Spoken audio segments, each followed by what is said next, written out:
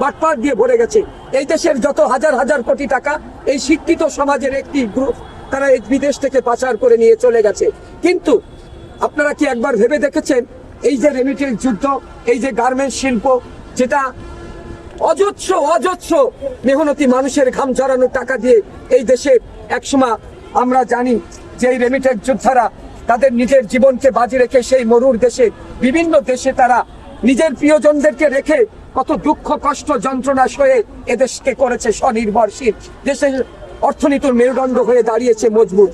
কিন্তু অত্যন্ত দুঃখের সহিত বলতে হয় সেই দেশ থেকে হাজার হাজার কোটি টাকা বিদেশে পার করে গেছে, বিগত দিনেও পার করেছে, বর্তমানেও পার হচ্ছে। আমরা কি এর কোনো সমাধান পাবো না? এই দেশ কি কোনোদিন ভালো হবে না? এই দেশের মানুষ কি কোনোদিন ভালো হবে না?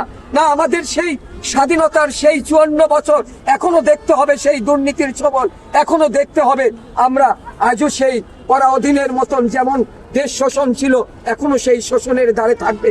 আসুন না আমরা একটি শোষণ মুক্ত রাষ্ট্র গড়ি, আমরা একটি সুন্দর রাষ্ট্র গড়ি যেখানে ধনী গরিব সকলের সমান অধিকার থাকবে, যেখানে সকল মানুষ এক কাতারে দাঁড়িয়ে নিজের দেশের জন্য, নিজের অস্তিত্বের জন্য, রক্ষা করার জন্য তারাও সবাই বলবে এটা আমার দেশ, এটা আমার জন্মভূমি, এটা আমারই বাংলাদেশ।